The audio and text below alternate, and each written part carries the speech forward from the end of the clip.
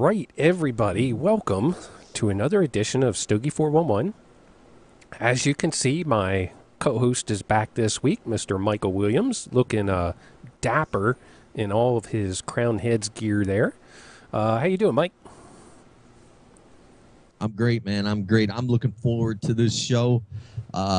Most of you may not know, or you may know.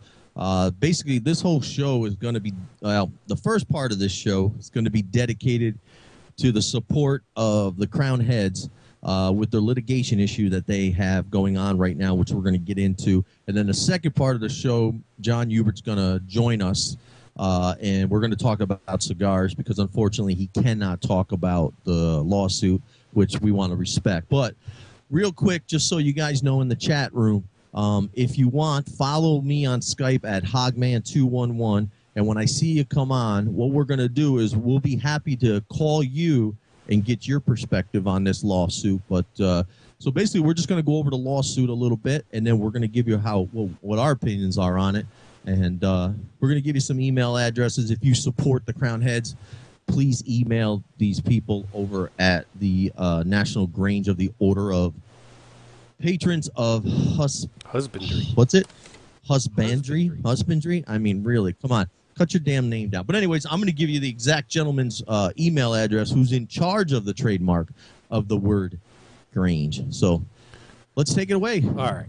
You know, I got notes on this shit. It's really a pain in the ass, I think. I feel really sorrowful for anybody who has to ever go through something like this because it's just so much, it's so bogus. And there's no, if your name is National Grange of the Order of Patrons of Husbandry, how can you trademark Grange? That's not your name.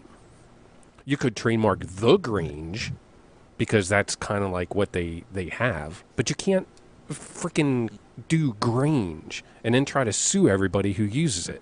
Now, and yep. With the numbers here, all right, Headley Grange. If everybody knows, it's Headley, East Hampshire, England. Why do they do that in England, by the way? Why not just Headley, England? Anyway. It's an English thing. Anyway, that was built in 1795, okay? This organization was founded in 1867. So in all reality, Headley Grange in England has the rights to anything because they were before this organization. So, what's the big deal? Okay, so there is a place called that. I don't know. Maybe they tried to sue them too. Dumbasses. And if you don't know, it was a big place for a lot of the rock stars and such where they relaxed, wrote songs, recorded songs. Led Zeppelin, Bad Company, Fleetwood Mac, Peter Frampton, Genesis, it goes on and on. Now, if you ever go to their site, I know, Mike, I told you I got a lot on this, buddy. No, go ahead, man. Go ahead. If you go to their site, they have this video, and I watched this whole video, and the basic beliefs in the video, I can kind of associate with. I'll give them something nice here. The hometown community, helping out in your community, helping out your fellow citizen, blah, blah, blah, blah, blah. I think it's great. But they have a thing in this video, and I'm pretty sure I got this word for word verbatim, because I watched the video. I kept rewinding it to make sure I got this. It says, "We are opposed to such spirit of management of any corporation or enterprise which tends to oppress people." Right? So, but it's okay for them to sue everybody for using this name that has no linkage back to their organization. There is nothing even remotely associated to their organization with the Headley Grange cigar other than tobacco is grown on farms. Right? Right. And like with the organization, it says right now there's about 160,000 members. At the turn of the century, there were 500,000 members. So does that tell you something? I mean, NRA has picked up, CRA has picked up, and this organization has lost. So, it's like I can understand wanting to keep your organization, that nobody can copy it, nobody can, steal something from you. But you just cannot take this word Grange and say nobody can use it unless you pay us money, and still put out a video that says your beliefs are to help and not to hinder, not to oppress, not, all these other people. Nobody is trying to rip you off by using this name. Not, at least not with crowned heads with the Headley Grange. Sure, other people might have, and I'm wholeheartedly behind, sue the hell out of them, because they should not be able to infringe on your organization. I agree with that. There has to be a limit of what you can do. But this fact that, you could come out, what if somebody comes out with a cell phone and calls it Grange? What, they're going to get sued too? I mean, Tyson Foods was sued. I don't know why Tyson's Food gave in. I would have fought that tooth and nail. They have billions of dollars, and, we might not have ever even heard of this organization. And I still think that's one of the biggest things with it is the organization is getting their name out there because of all these lawsuits. And they're losing so many members. People don't know a damn thing about them. Hell, I just found out, I looked up on their website, we actually have one here in my hometown of Red Lion, Pennsylvania. I never knew it. Really? I never even heard of the people. It's just, their video is a little scary, a little cult sounding, but, it's, I really wish they would change that. I mean, but like I said, and I will say something good about them, I really respect their idea of what they're trying to do with the values system. That they want to instill values into people to try to help make the world a better place, like it used to be. And anyway, well, go ahead.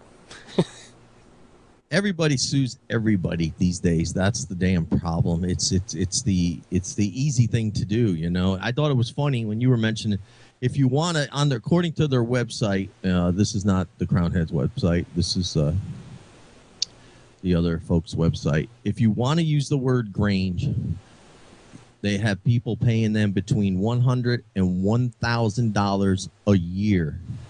But you also have to follow some guidelines that they have on their website. And one of the things that I personally found, I don't know, funny or what, but if you go on their website, they give you all the definitions of mainly what the word Grange is, and it's a generic term for farm.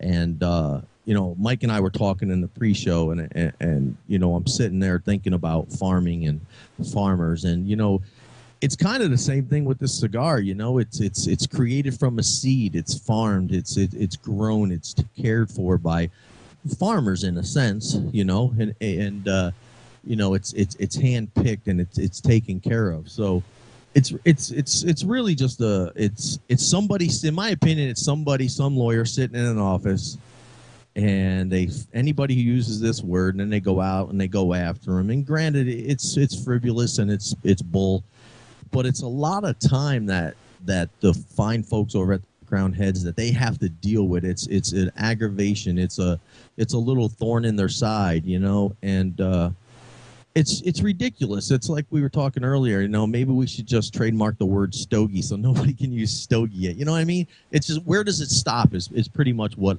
I'm trying to say. I think anybody who's a cigar smoker, someone who's passionate about this industry, and someone who supports the Crown Heads, who let's be honest here, a small company who started because a few people had a passion and a dream, and that's what it is. This is a small company in America trying to do right, and then you got some other company who's huge, who's trying to be basically a corporate bully and push these guys around. So but anyways, what I'm going to do here is, if you feel the way we feel, that this lawsuit is just ridiculous, and you support the Crown Heads, there's a gentleman's name who's in charge of the trademark protection for the National Grange of the Order of Patrons of Husbandry. His email address is leroywatson@nationalgrange.org. Email him respectfully and tell him how you feel, and maybe maybe it'll make a difference. I don't know. Maybe it's the way we can support the Crown Heads, and don't sit there and be nasty and be vulgar, because that's really not going to help John and Mike and their lawsuit. You need to be respectful about it, but there's no problem with telling someone how you honestly feel and that you support it and that you totally disagree with this lawsuit, again, over just a simple word. And I believe the Fuentes went through this when they came out with the Opus X. There was a winery that Opus won, and they were suing them over the word Opus. Granted, Fuente won, but I'm sure it cost them some good money, time, aggravation, and that's basically what we wanted to do. We wanted to give our support today to the Crown Heads, and we'd like to know what you guys think in the chat room as well. Yeah, Wes, it's just a lawsuit. Nobody knows what's going to happen yet.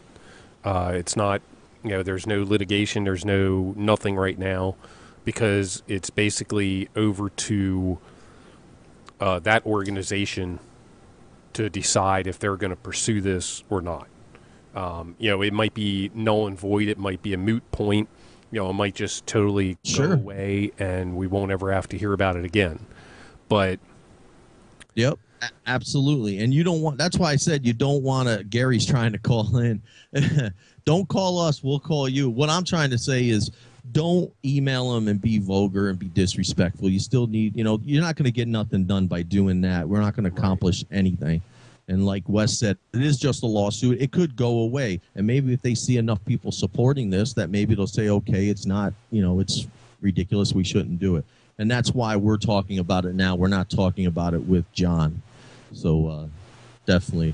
So if anybody wants to, it looks like Gary may want to talk about it. So what do you say we flip over and I'll give Gary a call, add him to the call, and see what he's thinking. Yeah.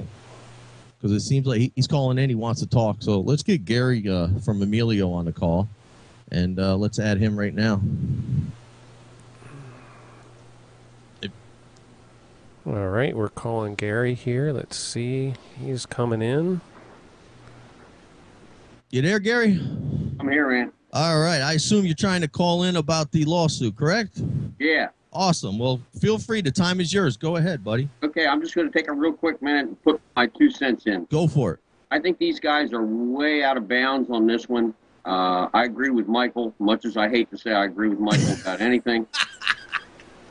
But the practical reality is he's exactly right. The Headley Grange, historic, long-established thing. John and Mike are honoring that by naming the cigar that way. It has no association whatsoever with the Grange in the United States, and it's I believe they're just way overreaching in an effort, in fact, in my opinion, in a rather cheesy effort to just garner revenue.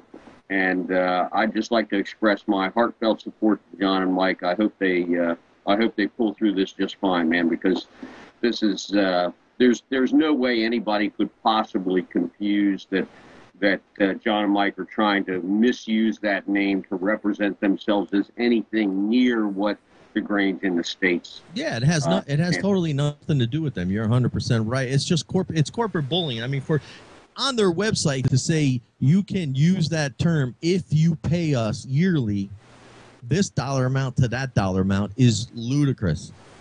I agree. It's ridiculous to even state that. And again, to me, it's another sign of corporate bullying. A big corporation coming after a little company in America trying to do something right by themselves and make a name for themselves. It's just another bullying. Yeah, and that's all I wanted to say. Just give those guys my support. And by the way, Michael, I just trademarked window licking this morning. So you owe me royalties for the last 6 months. Have a great show with those guys today, guys, and give them my support. Gary. We will, Gary. Thanks for calling in, buddy. Take care. All right. Well, there was Gary from Emilio. Like I said, if you want to chime in, please don't call us. Just come up on the screen here. I'll see everybody who comes up, and we will be happy to take your call. And Wes says the mobile chat isn't working for me very well, so if I get cut off again, hail the story from One Crown Heads. Thanks, Wes. We appreciate it, man, and very much. So, yeah, so definitely. I mean, what do you guys think in the chat room? If you're not going to call in, but tell us what you think in the chat room on this whole this whole topic. You got anything else you wanna Well, I mean, add to it, it's Mikey? like Gary said, and it still comes back to the fact that if anything, the Headley Grange over in England would be the ones to actually sue over the name. Exactly, because they clearly stated it and said this is what it was after. John wanted the cigar to taste like the first 6 seconds of the Led Zeppelin song, When the Levee Breaks. They named it after the acoustic place where it was recorded.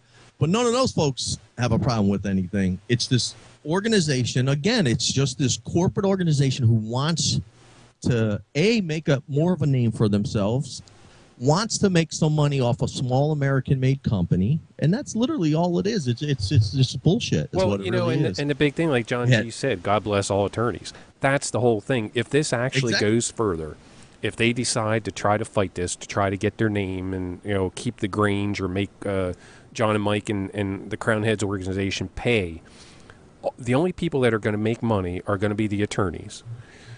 If and in all honesty, if I were with the Crown Heads organization and it did go further and they said, and say they would lose, and this wacky organization with National Grange of the Order of Patrons of Husbandry, which has 100% to do with the cigar industry, of course, but if they would win and they would say you have to pay us so much for every year for that name, I would say screw it and I would change the damn name.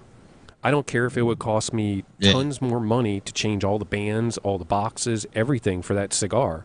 I would rather spend the money doing that than pay this organization for something as stupid as this.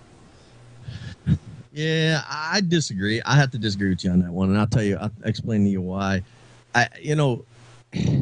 It's just like bullying in school. If you don't stand up for what you believe in, or if you don't stand up for yourself, it will continue, because it's not going to end here with the Crown Heads, okay? These guys have done it before to other companies, and they're obviously will continue to do it. So I think John and Mike and everybody at Crown Heads is doing the right thing, stand up for what you believe in. It has nothing to do with those folks. So you know what? If it's going to cost you money, let it cost you money. It's just money. You'll make more money. Stand up and don't change shit for these folks. Mike was not listening to me. I was listening. I said if it goes through and they lose, it's litigation. Oh, yes, I didn't hear you say. Right. I was saying if the Crown Heads actually lose, if it goes to the courts, which I don't see how they ever could, but for some weird sake that they would lose, I would never, if I were the Crown Heads, I would never give that organization any money or the privilege of knowing that I was willing to pay them. I would change the name of everything, change the band, spend 20 times as much money if I had to change everything and give them a dime. That's what I said. Yeah, I didn't hear you say lose. All right. Yeah. No, I agree with you there. B. Delaney's right. It's got nothing to do with this organization. It truly has. It has nothing to do with it. Again, it's just, that's another thing. You can get into politics, which I don't want to, but it's another thing that's wrong with this country. We allow people to trademark a word.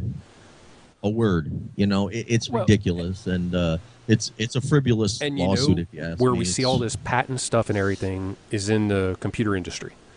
I mean, everybody's heard about all these patent disputes. You could probably patent. I could take this piece of paper, cut 2 inches off of each corner, and put a little slice in the center, and patent it, and say it's a whole brand new idea. And if anybody ever cuts their piece of paper like that, I can try to sue you. Yeah, but that's something you created. It's not something that it's just a. It's a word. Right. It's not. I agree. It's a word. It's not something that's created. It's a word that was. Yeah, it's ridiculous, and we, like I said, definitely support. If you support the Crown Heads, I'm going to give it out. Leroy Watson at nationalgrange.org is his email.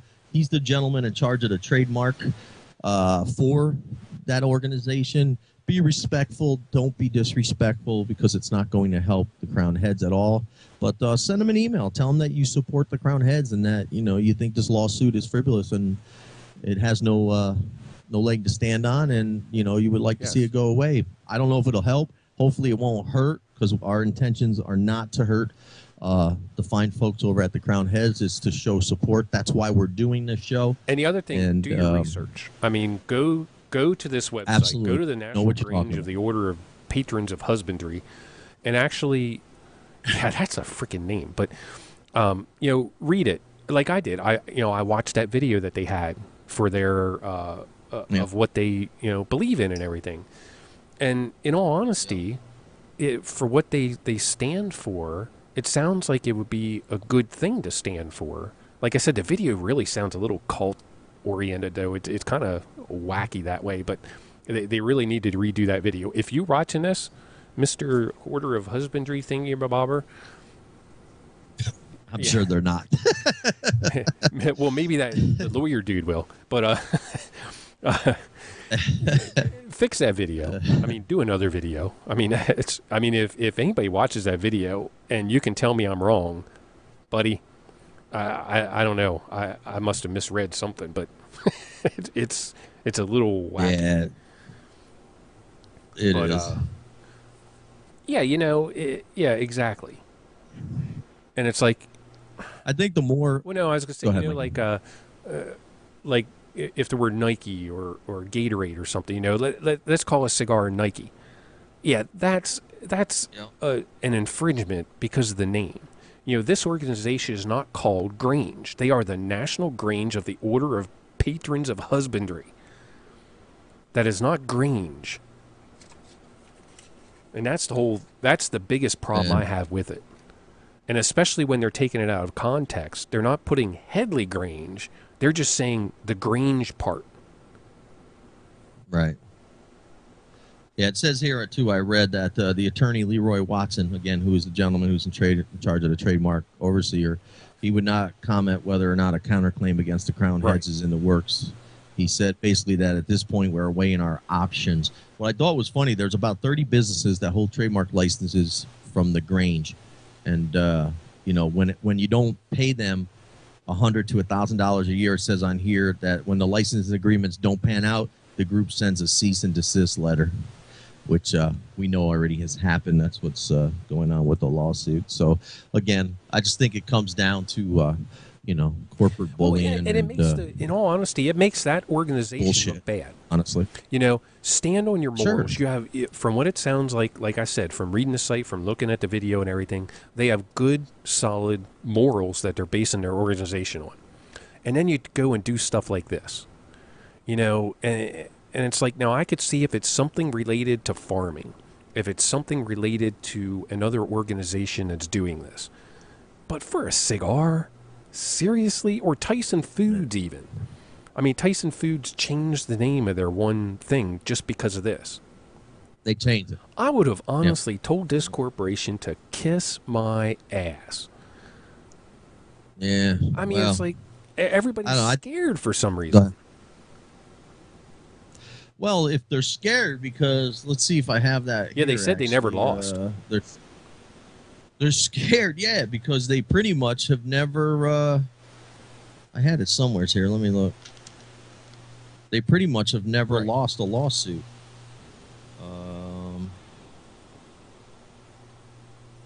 Yeah, I don't have it here, but yeah, you're right. For the most part, they pretty much have never lost, and that's probably why most people are scared.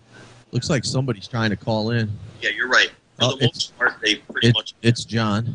never lost, and that's probably why most people are Hey, scared. John, are you there? Like somebody I'm here. You might want to kill your speaker volume to our show because it's coming through. lost, Hold and on. that's probably why most people are scared. John, are you there? I am. And now All right. Can you hear? I'm like a little silhouette there. Oh, there you go. Yeah, there you go. Now you got light. Nope. Now you're dark again. If I do this, You're lighting. Hey, it's the infamous hand. cigar and do this. Do that the whole show, John. No one will know who we're talking to. We won't get in trouble that I guess way. I have to move because I can't really see you guys. What's going on, gentlemen? Nothing, man. We're just we're going into the first part of the show, basically about the lawsuit that you fine folks are going over, and we understand that you can't talk about it, and we don't wish for you to talk about it. We don't wish for any issues. But just so you know, we basically have talked. We have people in the chat room showing love and support for you guys. Everybody supports you. We also have asked them to politely Send emails in support, but do not do it in a derogatory or negative way. Just show love and support, and that hopefully this matter will be resolved in a professional manner, and hopefully it'll be dismissed. But Well, I really appreciate all you guys are doing to show that support. Mike and I are both very appreciative of it. It's not an easy time for us, but we never thought anything was going to be easy. Anything worthwhile is worth fighting for. So I'll say that much. yeah, we appreciate it. But now that we have John on, like I said Speaking earlier, of- there you go. I was just gonna say something. I knew. Speaking of worth fighting for, right there. Just you're down and out, 3-1, 3-1, boom, boom. Giants. All right. Well, listen, folks. That's pretty much it that we're going to talk about with the litigation. We're going to sit back now in the second half of the show. We're going to talk about the cigars that the Crown Heads make. And if you guys have any comments, definitely leave comments on our website, how you feel. And definitely remember, the gentleman's email again is LeroyWatson@nationalgrange.org. Be respectful, be kind, but also get your voice across in support for these guys. So, all right, John. Yes. First of all, thanks for rushing. I know you were busy. You were running around. You had stuff to do, and we want to welcome you again. You're the number one guest here so far on Stay Before We're One. It's your third appearance. Pretty It's good to soon, be back, man. pretty soon we're gonna have to pay you. I appreciate it, man. Thank you guys for having me back. It's always fun to chat with you guys. No, it's great, man. And we Even AJ Fernandez over there. show them what you're smoking, Mike. Mike, where's the San Latano, man? I actually have one in my humidor, but I was being nice. What do you, I'm doing. a little Matt Booth action. I can barely see it, but I think it's a Daruma. Yeah, he can't see it on the. You got to go on the Yeah. Skype. Oh, camera, that's man. right. There you go. Yeah. There we go. Skype. I got it. See, I'm quick, though. I knew it was Daruma before even. There you go. And you know what I'm smoking. That's my man right there. I don't have to tell you. Our number one See? supporter. Numero uno, I baby. will be able to find them as soon as you get on Gary Griffith's ass and make him build a damn cigar humidor. What's Gary Griffith got to do it? I missed something. opening a What's shop Gary? right close to me, and there's nobody around here I- carries them except down in Maryland for your cigars. We sent part of his order that he placed at the IPC. See, he has the at the store Grange. open down here, but he doesn't have the humidor built yet, so he has no cigars in it. You should see him soon.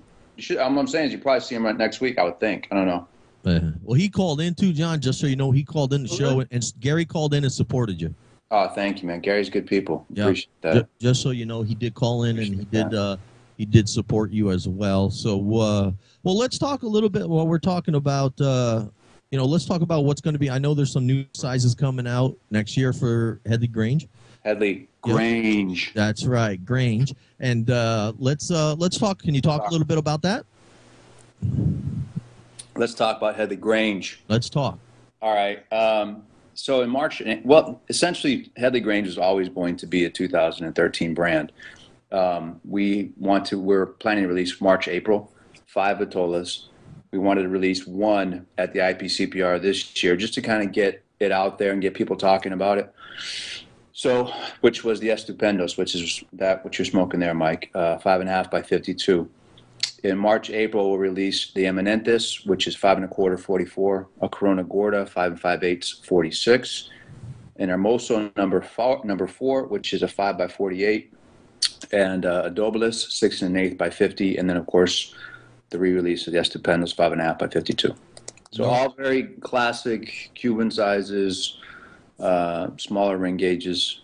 But I think for that particular blend that you're smoking, the smaller ring gauges really intensify and focus the flavor and the structure. So I'm excited to get those out, to be honest with you.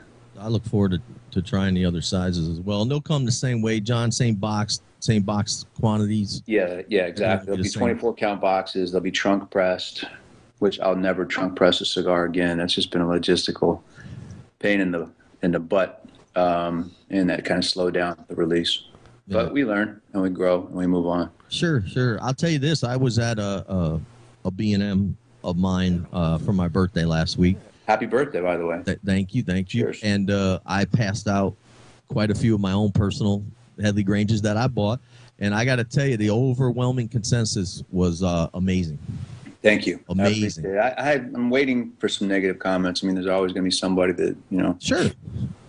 So Charlie Minato, but somebody will have something bad to say. I'm sure. Just I've learned that part of the game, I suppose. It is part of the game. Not everybody, likes, my site. Not everybody likes our site. It happens. It's okay. It is, man. But that's what makes the world go round. We're all entitled to our opinions, but I think the overwhelming consensus from what I've seen, and everybody knows how I feel about the cigar, is that it's amazing. So thank you. Well, all the credit has to go to Ernesto. Yep. Ernesto is the man that makes the cigars, and I'm very gracious and very humbled to get emails and comments from people saying, "Oh, what a great cigars you guys made," and everything. But the reality is, and I know Pete's said this before, it's like we don't make cigars; we're brand owners. We have concepts, and we help blend, and we create and bring something to fruition. But really, it's Ernie and his team and Tabacalera La Alianza and the Dominican that were making this fantastic product for us on a consistent basis. So we're very grateful to them. Now, you got anything you want to add there, Sexy? The Headley Grange, will that be available at all the places that are carrying the Crown Head, the 4 Kicks now? Okay. Not all.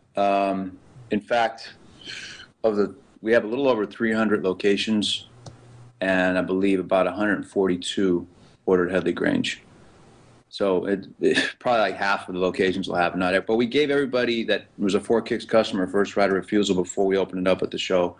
And we sold out at the show 1,000 boxes in 2.5 days. It was interesting because in the past, in the old days, I won't mention the other company because I don't want to get sued again. But in the old days, like the IPCPR show, you would always come out of the gate and you'd have this huge opening day, and then business would kind of gradually go like that. Well, this was our first IPCPR. When we came in there, we had a pretty good first day, and then it went boom, boom, and it just kept going and going. And I think it was because the cigar started making the rounds on the floor, and people smoked it and said, "Boy, where's this? Where do you get this? This is really good."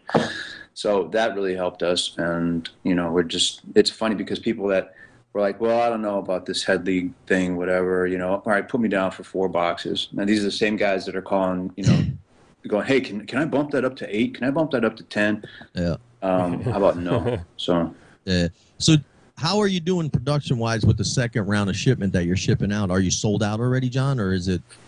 Well, I'll tell you, Mike, we sold 1,000 boxes. That was the finite amount that we were producing for this year. And we've had multiple shipments because originally we had hoped that we would get all 1,000 boxes in and then ship them all out within a couple of days. But what happened was just because of the factory, the way it was set up, the production and everything, they were able to give us a couple hundred. So it's been, part like pieces of so we're almost there to the point where we've got everybody that's ordered Headley Grange has this week received some Headley Grange. Right. But there's still a good bit on back order, but we'll make it happen before the end of the year. So we're sorry if we're late to the game, but hopefully it was worth the wait. Yeah, it definitely was. I think it's a testament to what you guys believe in, and Ernie, and the quality, because to come out with just one size, and I don't want to use the word limited, but a limited amount of cigars that were produced. Yeah. And to sell out that fast is really a testament, in my opinion. And we have no sales force. We don't have guys on the road, no brokers. We don't have reps. Yeah. It's just nowadays it's Mike, myself, and Adam Shepard, and that's it. And then there were 3. Yeah. But I think the reason why we've grown from 60 stores to over 300 with no sales force in 12 months, literally, is just because of the quality of the product. I just really believe that if your product speaks for itself, that will sell itself to an extent. So, but all hats off to Ernie. Ernie's really been amazing. Great guy to work with and good man, above and beyond all. I don't know if we asked you this before or not, John, but with IPCPR, like you said, it was your first year there. Do you think as a small company that really helped you by being there? Oh, yeah, definitely. We went into the show with 188 stores. You can tell I obsess and OCD on numbers, but we went into the show with 188 stores and we came out with 300. So within, 3 days, we pretty much increased our distribution by 56%. So it helped us out immensely. It really kind of got us back on the map, so to speak. And people were like, "Oh, you guys are doing." I had seen a lot of people that I hadn't seen in a couple of years, and they were surprised to see us there, and it was nice. It felt like I had like a coming home party. So I believe IPCO was very important to our success. Yeah, I know. Well, I heard because of John, cost. okay. Idea, with IPCPR, some of the smaller companies said, we're going to wait, Sure. wait a couple years. We have to build up a little bit of capital to be able to. Yeah, I mean, well, we were. I mean, if anybody saw our booth, I mean, we didn't spend a lot of money on it. I mean, in the old days, there was two 52-foot semis that would truck everything in, and it would take 2.5 days to construct the huge monster that it was. I mean, our thing was, we brought most of our booth from the office. So it was our office furniture and some photography. And then we bought a couple of display stands. So it really wasn't much of an investment, relatively speaking, but well worth the effort. Cool. So Let's take a question, John, from the chat room. B. Delaney says, is it a limited release to the 1,000 boxes for the year? He's talking about Headley Grange. Mm-hmm. Due to the amount of tobacco available, this is the max the company could produce, or either making this purposely a limited release, which I know it wasn't a limited release. It was. No, it was. I'll let you explain it. It was never. I always referred to it in press material and collateral as a sneak preview of a 2013 brand. It was never. There's no shortage of tobacco. I didn't find some rare bale of tobacco tucked away that nobody had found for 40 years now and covered it or any of that bullshit. It basically was a sneak preview. It was always designed to be, we're going to do 1,024 count. It was actually initially going to be 25 count. Little trivia. It was going to be a 25 count box. We're going to have a little wooden piece in the bottom row, just like the old Cuban style boxes. But apparently there was a shortage of those blocks, so we went to a 24 count box. Damn it! But it was always done. It was always intended to be only 1,000 boxes as a sneak preview, not as a limited edition. Not as a shortage of product, not as a one-off thing. It's just a sneak preview of a 2013 brand. Now, tell her, John, with your side of the business, tell everybody, with everything involved with rolling the cigars and getting these ready, it's not something that you can just turn on overnight. I mean, it takes a while to get the number of cigars rolled in order to put out a mass release, correct? Well, I mean, if you ever go down to La Alianza, there's a room in the back where there's a bunch of Oompa Loompas, and about 12 o'clock every morning in the middle of the night, Ernie releases them, and they all come out and they do this little dance, and then they put on their Headley Grange outfits, and then they, no, man. Yeah, of course it's I'll tell you, it's a challenge logistically for Ernie, especially because, when we came on, Ernie just, started EP Carrillo cigars in, I believe, 2009, if my math is correct. And, he started off with a couple of, the inaugural, then the core line. And, the moral of my story is that he has built his portfolio up. And then along comes these two idiots from Nashville that want to do a cigar. And he agrees to do said cigar for them, which is called Four Kicks. And then, so you add that to the mix. And then he starts, the Inch. And then he's got, the Cardinal series, and then we come in again with Headley Grange. So he's really, this has been, this past year for Ernie and us, has been a real good get to know you kind of a session, and we're really both, dealing with the problems of growth and demand, and how do we, get through all that. So yeah, it's not something you just go, oh, this cigar sold so well, let's turn on the conveyor belt and roll out, 50,000 more a day. Right.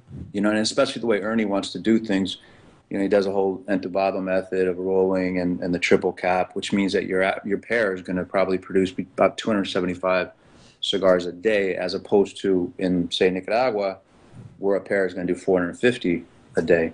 So, there's that whole thing to deal with as well. So it is a challenge. And so consequently, you have to be very meticulous about your projections for 2013. Give far enough advance notice to Ernie so that he says, okay, well, looking at this, come April, we're going to have to start buying more of this tobacco if you want to make this into, 2014 or whatever. So it's a constant juggling act. And I speaking just of Ernie, John, we verify. I asked that question. I actually got asked that question at a cigar shop, and people were always wondering. About the Oompa Loompas? Yes, about the Oompa Loompas. It was crazy. But What do you get when your kid is a brat? I love that. My wife loves that movie To too. blame but the mother and the father. Dun, dun, dun, dun, dun. But Well, I'm sorry. I'm sorry. no, I'm no, sorry, no. Mike. Go ahead. They asked, they were like, well, why don't these small companies get more cigars out for people? Why can't they just boost production, right away? And I explained it, to them, and I wanted to bring it up on the show. That way, if anybody watches us, down the road, a year, 2 years, whatever, as these are up there, they're going to understand from a perspective of, a manufacturer that this is something that just logistically Right. can't be done. So I didn't, I didn't No. want to act like I was being stupid or I mean, anything. even I just if you, no, not at all, not at all. It's a valid question, and it's, even beyond just the actual physical bunching, rolling, whatever, boxing, packaging, storing.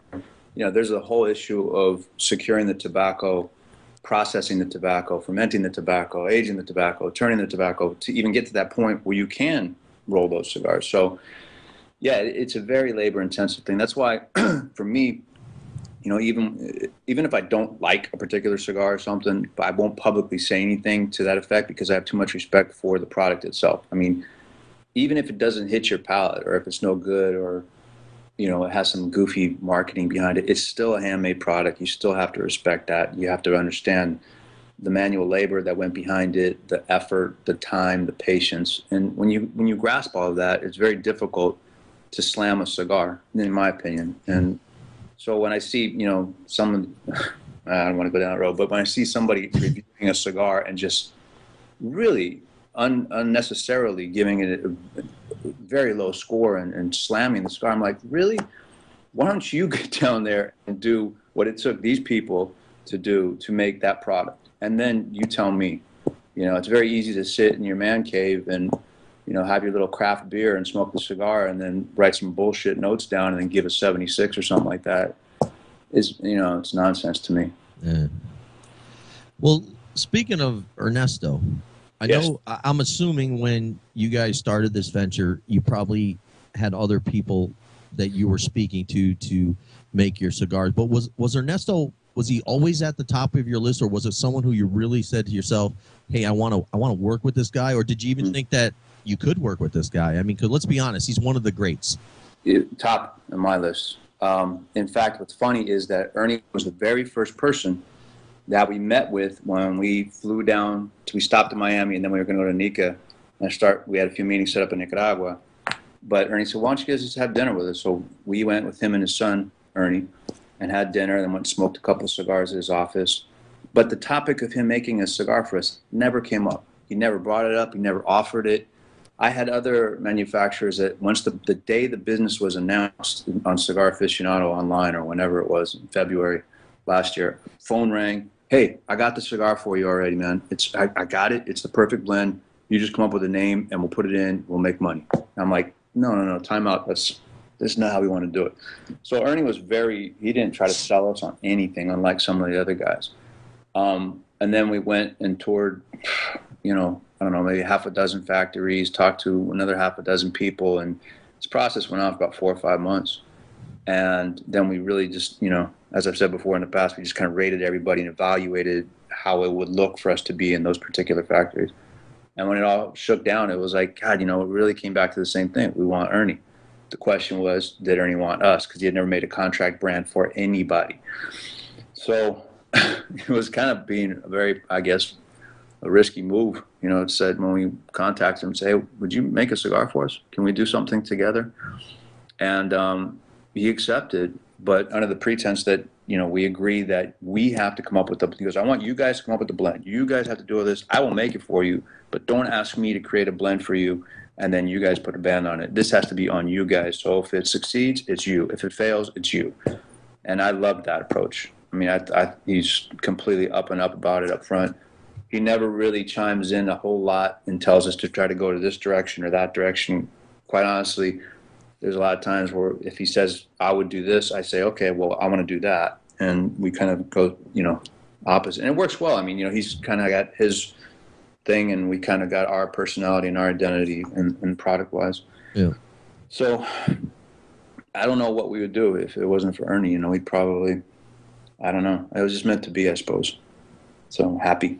There you Yeah, go. he does make some good Well, cigars. let's talk. I absolutely loved his inaugural when it first came Oh, out. no doubt. I tell you what, when you really become impressed with Ernesto Perez Carrillo is when you, I mean, forget about how great the cigars are, but when you are with him in a factory with nobody around and you're just like two or three of you guys and you're going through and you're evaluating tobacco and you see what he does and you see how it's almost like he's like a witch doctor down there, man. He'll like take a leaf and then he'll like burn it and has this look on his face and he's smelling the aroma of the burning tobacco and he's like, here, take a hit, you know, and you smell it and your eyes tear up and your sinuses go on fire. But just the way he has this, I can't really put my finger on it, like this uncanny connection with tobacco. It's like something like, you know, I guess what's that? Cesar Milan's like a dog whisperer. Yeah. To me, Ernie's like a tobacco whisperer. He has this uncanny ability that I've never seen with the tobacco itself. It's amazing. Yeah, we're trying there all the time to get him on the show, boy. He's so busy. He's always, you know, he's kind. He responds. He tells us, you know, I'm really busy. I'm always down here and here. So hopefully we'll be able to get him on this show, and because I would love to talk to him. If you could, I mean, I would tell you I'd put in a good word for you, but I'm lucky if he returns my emails. Yeah. Hopefully we'll get him on the show someday. Didn't Ernie say it was all John's fault, right, that he couldn't be on the show because of rolling all of his cigars? Yeah. I think so. Yeah, he's too busy with John's stuff, if I recall. You know, I don't feel sorry for him this weekend. He's in Las Vegas right now doing some panel for the Big Smoke, having a good time and relaxing. So, but he's, you know, he's such a gentleman. He's such a good man, good family man.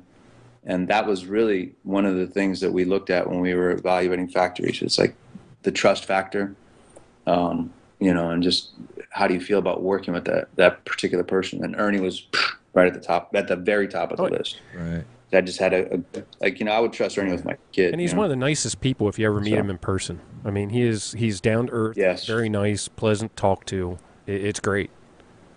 Yeah, he is. Well, John, can we talk a little bit about Mule Kick? Yeah, I was wondering if you guys wanted to talk about this. Oh, of course we wanted to. We're just getting into everything now. Okay. Let's talk about it. Some people may not know about it, may not have heard about it, but it's coming out relatively soon, right? Yeah, in fact, I did get an email from Ernie last night that the shipment is leaving Tuesday from the DR, so we should get it Friday in Nashville, and then hopefully if it gets there early enough and doesn't have any problems with customs, we'll start shipping it Friday, if not Monday. So I would say, what's this, the 12th coming up, the week of the 19th, you'll see it in stores. There's 35 stores that are going to have it. I got mine pre-ordered. Through Burns, right? Yep. Yeah, you're good people.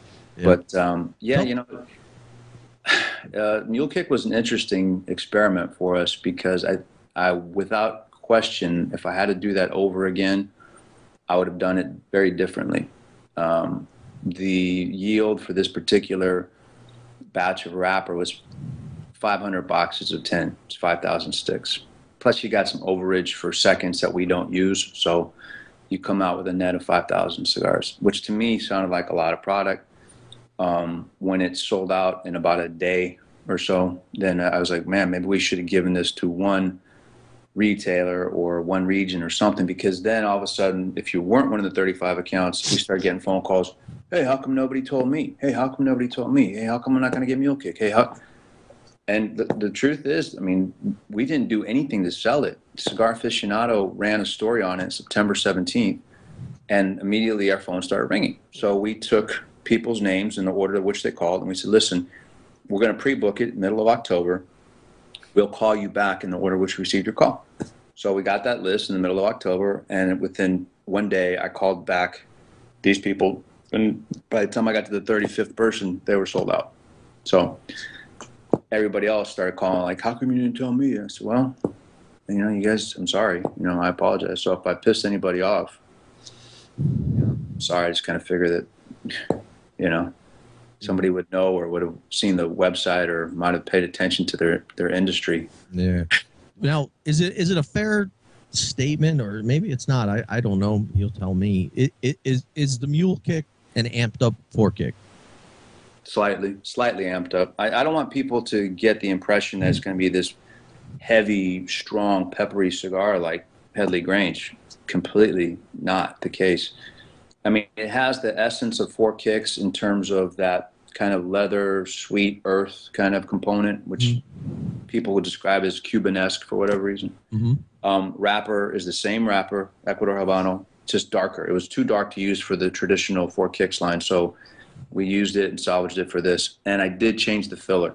The filler is different. We amped up the filler a little bit, took one component out, put one component in, so it is a little amped up. It's not a heavy, full-bodied wow cigar. So when I see the first review that says, wow, I was expecting more, I was let down, I was disappointed, just smoke it for what it is, man. If you enjoy it and it tastes good and it burns well and it looks nice and, you know, all those things, the aroma's good, then fine, enjoy it. But don't say, I was disappointed. I thought something was going to make me want to throw up or something. You know, it's like people want to get nauseous and, you know, oh, it was so heavy, but I could smoke it. It's a mule kick. I conquered a mule kick. It's not like that, man. I just named it that because of something funny that happened with Ernie at the IPCPR show. That's all. Okay. And those are in boxes of 10, correct? Yeah, 10 count boxes. We wanted to do something, you know, for people that were supporters of Four Kicks that wanted to do like a box purchase that wasn't going to break their back for the holidays as a gift or whatever. So, you know, with an MSRP of $8.95 a stick, it should be right around $100, you know, taxes and whatever. So not too bad. Cool. Yeah, I'm looking forward to trying it. What do you think about the 10 count boxes? I mean, they've been coming out more and more here of late. I've been seeing more and more 10 count boxes coming out. I know Eddie Ortega, I believe, did it with all of his. I think he has 10 count boxes available for all of his stuff. Do you see that as a trend in the industry that'll go forward, like you said? Because, you know, if you purchase a box, I mean, you're talking $200, you know, for a box of cigars sometimes. Yeah. If you can cut it down to half that, do you think it'll help you? I don't know. I'll be honest with you, Mike. I don't know. I mean, we just did it because there was only 5,000 cigars that we could get the yield out of. So rather than do 200 boxes of cigars, 224 count boxes, we did it this way. I don't know if it'll help us, to be honest with you. It's just something we tried to be different. I saw where Pete's Lowry Keza was going to 10 counts. I've seen a lot of people do 10 count stuff, and I've talked to retailers and say, oh yeah, 10 counts, man, that's the way to go, da-da-da-da. I'm still on the side of traditional things. You know, I still like the wrap set box like we did for Headley. I mean, that's to me a box of cigars, you know, and I don't know. We'll see. If there's enough demand for it, I suppose we can probably look into it. But there's something about opening a box of 24 cigars and getting that aroma in your face. And, you know, that's another reason why we don't do cellophane. I fought tooth and nail, you know, with Mike and people behind the scenes that like retailers that say, oh, you got to sell it, you got to sell it, you got to sell it. And I was like, no, man, that's one thing I will not do. We will not cellophane the cigars. Because you know, we don't experience that much damage anyway in the cigars when we're shipping them. And, you know, people always complain about consumers touching the cigar and everything, but that's part of the experience, man. It's right. You know, I got news for you. If you're worried about somebody touching your cigar in a retail store, there was about 76 people in Nicaragua with no shoes on probably, you know, that have touched that cigar before you have put it in your mouth. So don't tell me that you got weirded out because some doctor came in there and picked up the cigar and then put it back in the box. Yeah. Give me a break. Yeah. Well, I will say, I mean, the Headley Grange box, I have it. I mean, it's pretty well protected. You got the nice square piece of cedar in there. It's got 4 folds of that, I don't know what it's called. I call it spot paper. Yeah, basically, yeah. And, I mean, that box came to me, and they were all in perfect condition. There was nothing wrong with it. So, yeah, I'm 6 of one, half a dozen the other with the cello. You know, I'm not that. I think it's great. I think it's great. My opinion. I think it's great, John. If you're someone who buys you buy a lot of singles, different kind of singles, and you have a small humidor, and you don't want the flavors to mesh, and you know if they're sitting there for a while, I agree with it then. You know, but I think in box quantity, I think you're right. I don't think it needs to be selling it when you're selling it by the box and you're buying it by the box. Or even, you know, when you open that box for the first time, you just take that whiff. It's just like, man, there's nothing like when it's good tobacco and it has a pre-light aroma like tobacco should, and it's amazing. Yeah, I won't tell you what I did when I opened my box, but anyways, that's for another show.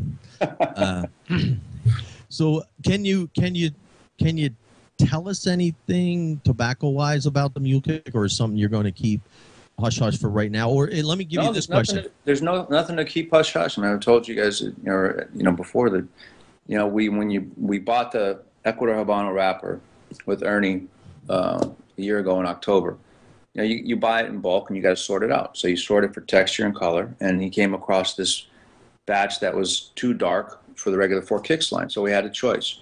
I can kind of put it in the bottom row, you know, 2 cigars per box and, you know, kind of camouflage it that way.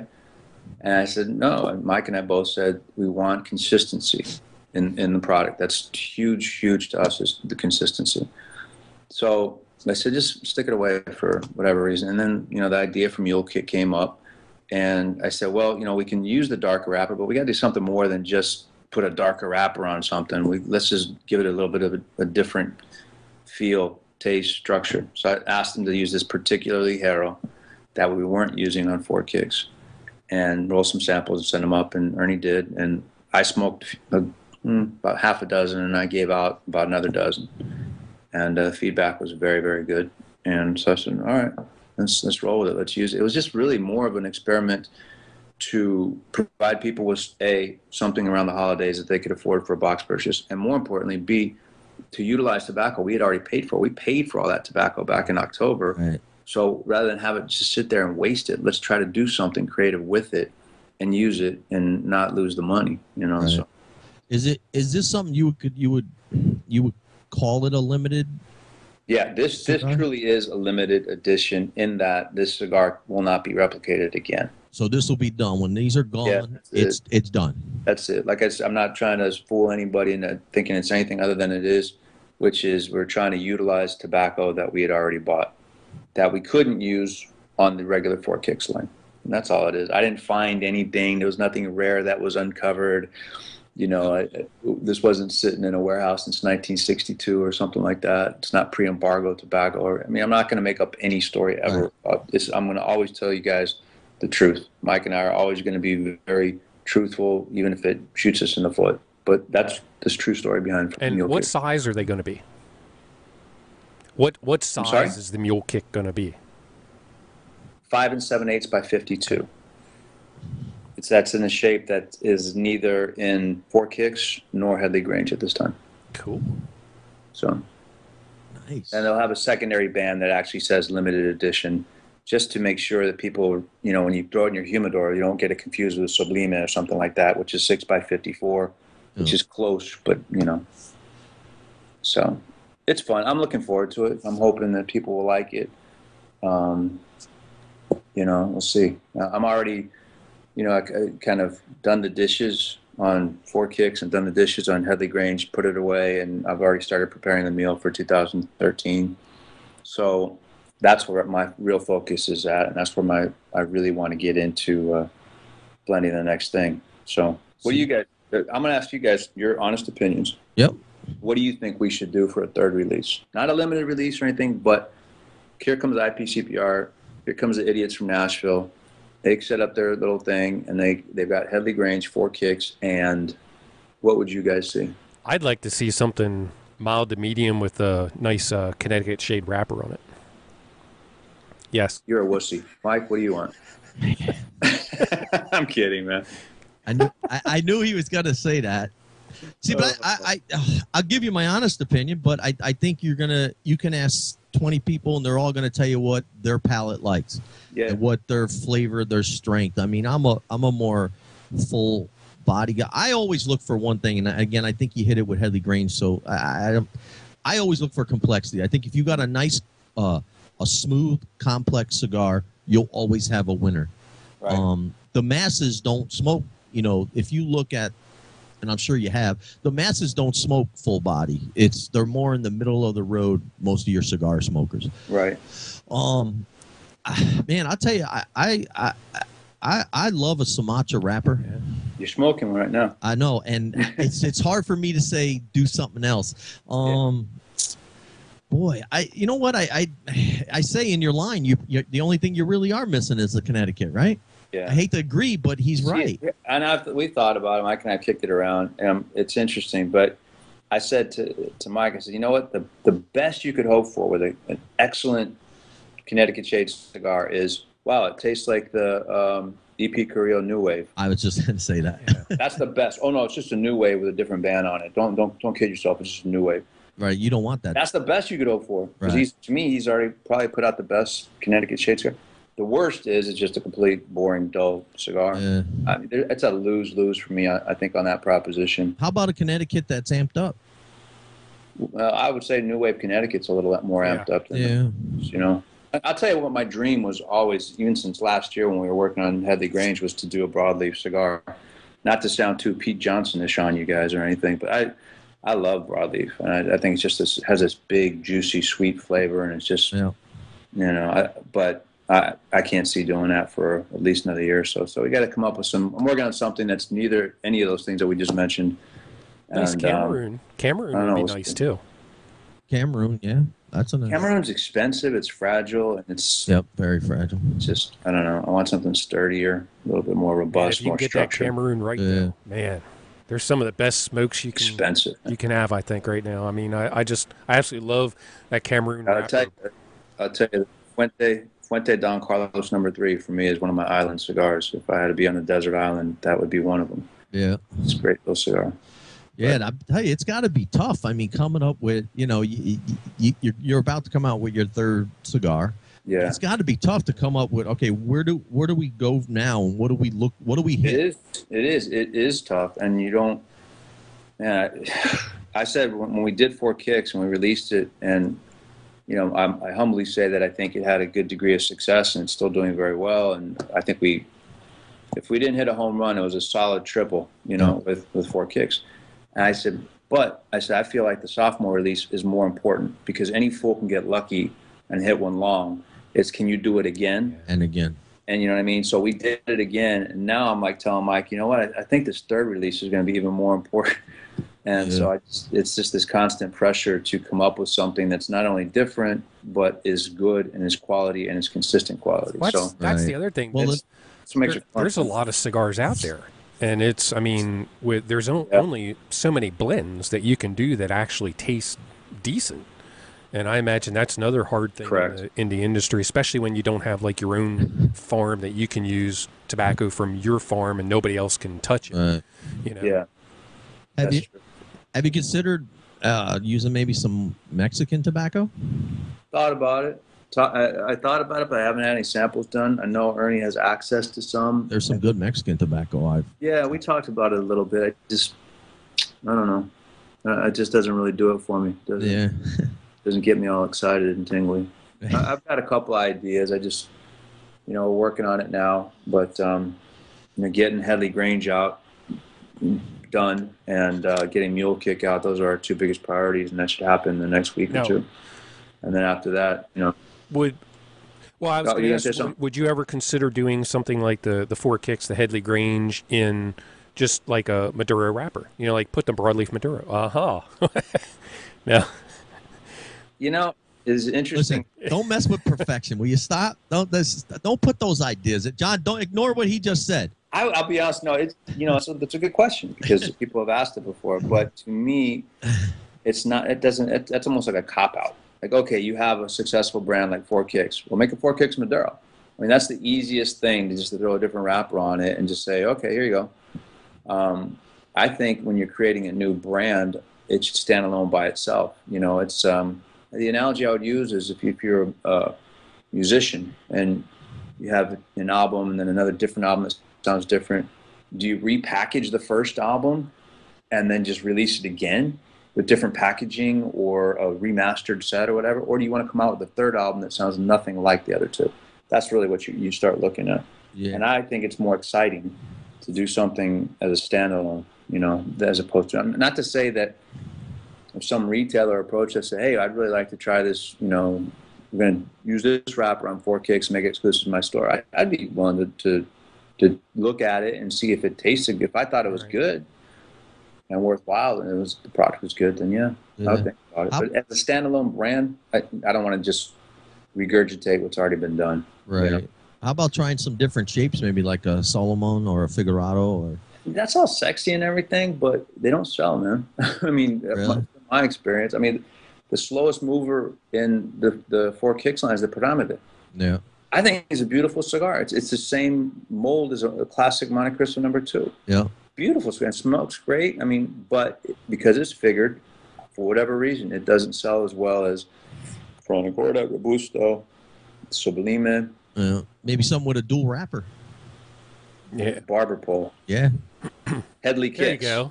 Sumatra. I remember where I came from. I'm well aware of what gimmicks are, so don't go there.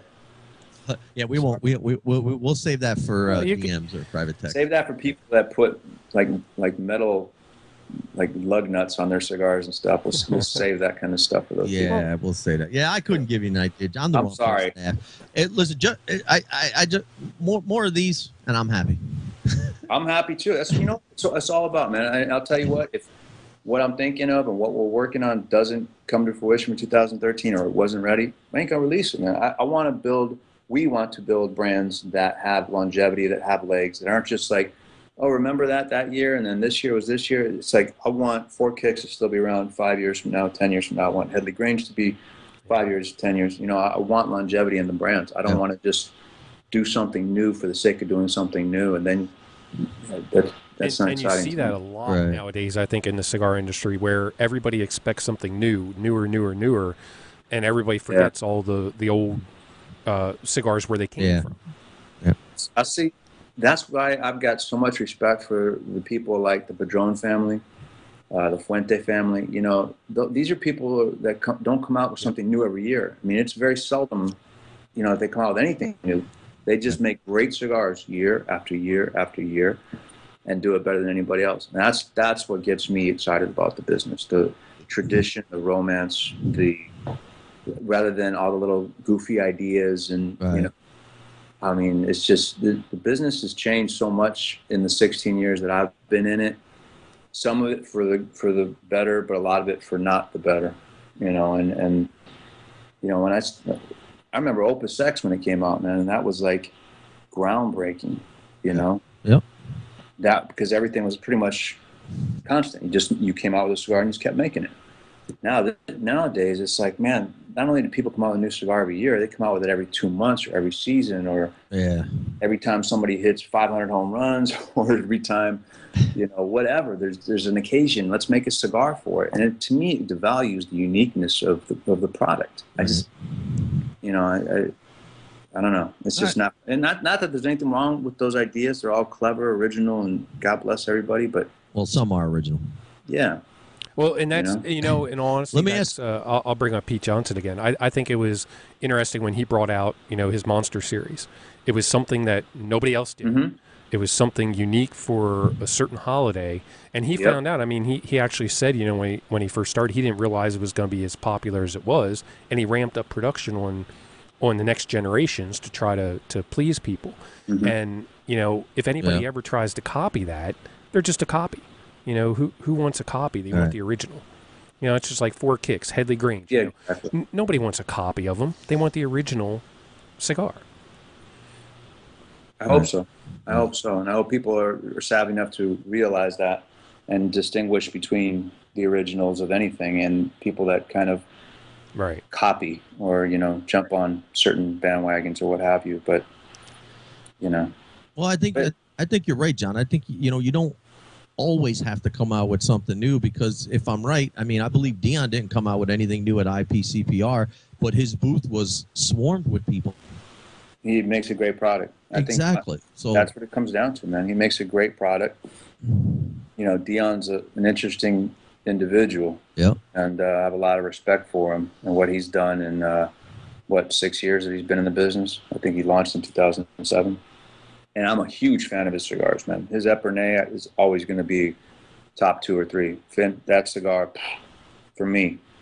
And it just, he can come out with the craziest ads or, the goofiest stuff. And to me, and it doesn't, hamper his sales or damage his reputation at all. It just shows me that it really is about the product. You know what I mean? It really is about the quality, and you can put it in a brown paper bag and people are going to find it and smoke it and enjoy it, and it's about word of mouth. I mean, I always use Pete as an example. In 2003, he had these 2 cabinet boxes of unbanded cigars and said, "This is my cigar, Tatuaje, try it." And I did. And I was just like, bam. I'm like, if you can do this, this is a game changer. This will change the industry.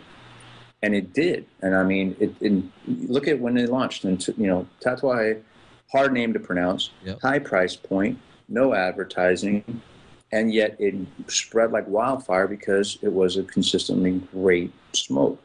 And that's, to me, what's important. The cigar is what sells. If the cigar is good, people will buy the cigar. I look at cost just because of the state I live in. It's not the people making the cigar. It's this shitty state that I live in because the tax is so high. But I look at it when I'm buying, because I try to support local. I try to always support my B&Ms. But, when your cigar is damn good and I'm enjoying it, I'll pay that 10, 12, 20. I'll pay that because I'm getting that satisfaction, that pleasure out of that cigar. But when your cigar is, I'll be kind, not so good, and I'm paying that price, no, I'm disappointed, and I probably will never buy that cigar again, even if it was lowered. So the tobacco in the cigar, in my opinion, speaks for itself. You make a damn good product, people will respect that, and people will buy it, and that's what will sell. I agree, and that's really what we believe in, and that's one of the reasons why we don't have, sales force. It's not that we don't believe that it wouldn't help us or anything, but we put so much into the cigar that I want the cigar to sell itself more or less. I want people to try the cigar. If you like it, which I think you might, then they'll come back and buy it. Yep. I mean, this day and age, man, it's the broker scene or the salesman scene, man. It's like some of these guys are like, they've become bigger than the brand owners or the guys manufacturing the cigars. It's like any idiot with a social cam account is like, all of a sudden he's the rock star on the road. And I'm like, what happened to it being about the product instead of like always pointing the camera, look at me, and that's one of the things I find frustrating about the direction that the business is going in. You see, sales guys, sales reps becoming, trying to build this larger than life persona. Right. And, you got to be humble. You got to respect the product, man. Because the product is why we're all in this business. It's just, it wasn't always about personalities and, notoriety, and the social media has really done that, I think. Yeah. Before it was just always about, when I started smoking cigars, it wasn't like you didn't think about people. You thought about blends. Yeah. You know what I mean? You thought about, I want to get a Fonseca 550. How can I try that? I didn't know who made Fonseca 550. I wanted to get, Partagas 898. I didn't know anything about who's behind it or anything. Now you fast forward 15 years later, and it's like, man, everybody's got a face, a Twitter account, a social cam, a look at me, and I'm going to be appearing for 3 nights only at da-da-da-da-da-da. And it's like everybody wants to go 15 minutes. And it's like the 15 minutes should be about the product, man, not about you. Yep. That's my rant.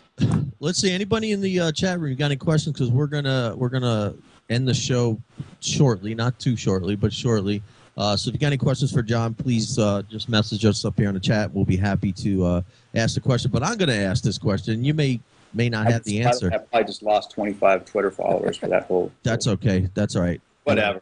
We lose that all. Wait, we don't even have 25. What am I talking about? I'll tell you, who counts as Twitter followers is Mike Condor. You got to give him a hard time about that, man. He will literally walk in the office and be like, guess who's up to 578? And I'm just like, really? You actually look at that thing, man? See, now you should get everybody together and actually have everybody on one day just unfollow him. Just so. Oh, God. You get the man a smoke. Forget it. No way. Billy Bob would go crazy then. He would go nuts. We did try to get Mike on here, but we talked. You don't like working on Saturday. You don't like working on Saturday. That's okay. But that's okay. That's his time, man. I don't blame him. It's all good. Well, Jon, out of your 3 lines, the Mule Kick coming out, I mean, do you have a favorite right now? Is one of them your favorite, or are they still all 3 your babies? Or can you say, hey, this one really is the one that I... Well, I look at it having I have 2 babies. We have 2 babies right now. Okay. 4 Kicks and Headley. Mule Kick was just kind of like a science experiment with one of the babies, I guess, or something. I obviously I find myself smoking more of the Headley Grange lately, just because when we get a shipment in, partial shipment, I'll always crack a box and test them, make sure they're where they need to be before we ship them out. I mean, we're very OCD about that, so I find myself smoking Headley Grange a lot. But I always go back to one of my favorite cigars, 4 Kicks Corona Gorda. that's always going to be a special cigar for me. I love that size. Then that blend was kind of like our jumping off point. So, I mean, that's still fun for me. Yeah. But I'm always excited to try other stuff out there, man. I'm always trying to, smoke everybody else's product. Yeah. And when I was at the IPCPR show, I was like a little kid in a candy store again because I was really excited. They're like, hey, Pete, can you give me a L'Atelier? And, can I try this or try that? And, just trying to bum cigars off people. And I still do that all the time. And in fact, I texted Pete Johnson. I say, will you please sell the store here locally to me some lats because I want to try the 52 and the 54. I want to buy a box. Oh, dude. Bugging him. I did the same thing with Dion because I couldn't find Epernay anywhere near. So he's opened this account. Can you please sell these guys? Because I want to buy your product. I'm a total. That Lat 54 is the sleeper cigar. I was impressed with that. Oh. I was very impressed with that cigar. I bought a box of them and I'm halfway gone already. I believe it. It's a great cigar. I think he left money on the table. He should have charged more money for it. I don't tell him that right now, but let me go buy it because it's not expensive and it's a great smoke. I think he really has another winner there. And I thought La Dueña was a beautiful cigar. La Dueña is good. I thought it was very good. And very good. The weird thing. Robusto, right? I like the La Dueña in the smaller ring gauge more so than the bigger ring gauge, which is weird for me because I'm Toro and above usually. I only smoked, the only La Dueñas I got to smoke was back in March. They hadn't been released yet, and I was with Pete for that cigar press feature, and he had brought some cigars, and they were unbanded, and he said, try this, and I was like, oh, give me another one. I tried another one. I said, that was excellent, man. What is that? And he says, that's La Dueña. It was a Petit Robusto. That's what that is, right there. That's fantastic. That cigar, money. He doesn't do anything wrong, man. Let's not talk about Pete. His head's already like this big. So. Well, his hair is. His hair's getting that big now. I know, man. I saw that. I said, did you shave your head yet? I texted him. I was like, come on, man. I mean, he's... Okay, no, I was going to just ask a question here before to make sure that everybody has time to ask here in the chat. The older cigar manufacturers, do you see them becoming a little more stale in their product offerings compared to like the newer companies or the boutique companies coming out? Well, obviously, I think that more of the newer ideas are coming from the quote-unquote boutique companies, just because there's probably more young blood there and there's more liberty and freedom to do one-off projects. I mean, if you are tied with one of the bigger companies, which those older brands are, then you probably don't have as much latitude to do things like one-off projects, whereas, a guy like Pete or Dion or what's the kid with Viaje? Yourself. Pardon me? Who? Myself. I said younger. I'm not younger. No, the guy with Viaje, I never remember his name. And he does constantly, every 5 weeks, it's like something new. Viaje. V-I-A-J-E. Yeah, I know Viaje. I don't know the guy's name either. I can't help you. Blank. Oh, my God. I'm like... Anyway, but those kind of guys. Wait, someone said Andre Farkas? Yes. Thank you. That's the guy. That was Jackie and Bonita Smoke Shop. Thanks, Thank Jackie. you. Andre Farkas. I apologize to Andre Farkas fans for not knowing his name, but I know his brand. So he does a lot of interesting one-off projects. I guess those guys have the wherewithal to do it and the freedom to do it. And you're not locked into much corporate stuff, I suppose. Right. I don't know. That's my guess. Well, make sure before we let John go, I just want to shout this out again. You support the Crown Heads. Go over, email Leroy Watson at nationalgrange.org. Be polite, be respectful, but let them know what your thoughts are on this lawsuit. Support these guys as we support them. Anything we can do to help them because, in our opinion, again, it's frivolous and bullshit. But, John, is there anything that you want to say before we let you go? We do appreciate you taking some more time out. And that's my pleasure, man. I appreciate the opportunity. Mike and I both are very appreciative of you guys supporting. So I just want to say thank you. And, if anybody has any questions, suggestions, comments, there you go. I almost wore that hat and put a piece of black tape across. I was going to do that. I almost did it, but I'm like, don't be a jackass. I don't have that. I don't have that. See, but we could be a jackass, John. Just remember, John, you may have to support us next because after this airs and everything, we might be getting sued next. Shoot out. Don't say that. It's interesting, man. I was talking to a colleague yesterday and telling him about what was going on. He's not in the cigar business. He's in the restaurant and bar business. And he's like, oh, he acted like it was a rite of passage. He's like, oh, yeah, man, I've been sued 6 times. You'll get used to it. I'm like, actually, for the record, we're not being sued. Right. They are opposing the mark.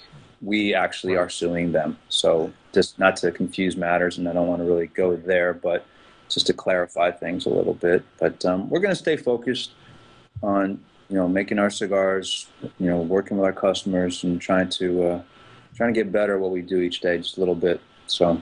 And I'm nubbing this again as well. Thank you, man. I appreciate it. You were the one that really, honestly, I owe you because. Nah, you don't owe me. You made it, brother. Well, because of your lackluster 4 Kicks review that you gave me.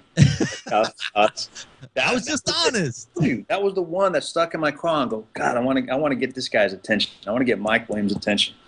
And that was the inspiration for the blend. Well, I appreciate that. And then when you liked it as much as you do, or did, or hopefully do, it meant to me. It really did. So I'm very grateful to you guys. And well, I'm very humbled. Keep smoking those San Latanos, man. Don't trick you in anything else. I tried to get him to smoke one so bad. I'm like, dude, you gotta smoke one for the show. You smoked that? AJ Fernandez did the Pinolero, right? Yeah. Have you guys smoked that one yet? I haven't smoked it. No, I have not. That was their new release. I thought you'd be all over since you're the AJ fanboy. No, but no. I will say this. I watched a video the other day, a mini series video on YouTube about AJ and how he goes about. He was making cigars. He's the only guy I know that takes the cigar when it's sitting there in the fermentation room or when it's sitting there aging, and he goes like this, and I'm like, what the hell is AJ doing? And he kept putting a cigar to his ear, and I'm waiting, I'm watching, and then the video ended, and you had to go to the next video. I watched the next video, and he's doing it again. I'm like, what the hell is he listening to? Well, that's his way, almost kind of. He did similar to what Ernesto, you said, did. He burnt the tobacco, but he would chew it, after it was fermented. And that was his way. He said to him that the tobacco tells him when it's ready, and it wasn't ready. He put it back up on the shelf, and he had a list of people that are waiting for the cigar, and he's like, no, it's not ready. It's not going. And I love stuff like that, man. I really do. Great video. There's some great videos out there on what everybody does. But like you said earlier, John, you really go, even on YouTube, and there's some other sites, go watch some of these videos of what the manufacturers and what the growers and what they go through just to get this cigar that we're enjoying today. It'll really give you respect. Even if you don't like the cigar, it will give you some respect on what it goes through just to make it. Yeah, it changes your whole. If you ever get the opportunity to go down there on a tour, anybody, whether it's with a manufacturer, retail, whatever, by all means do it, because you will learn so much. You will have a different appreciation and respect for the end product, and you will see, your focus will go to where it needs to go instead of being, with all the other nonsense that our industry seems to get muddled down with. Yeah. It's you start to realize the reason why we do what we do.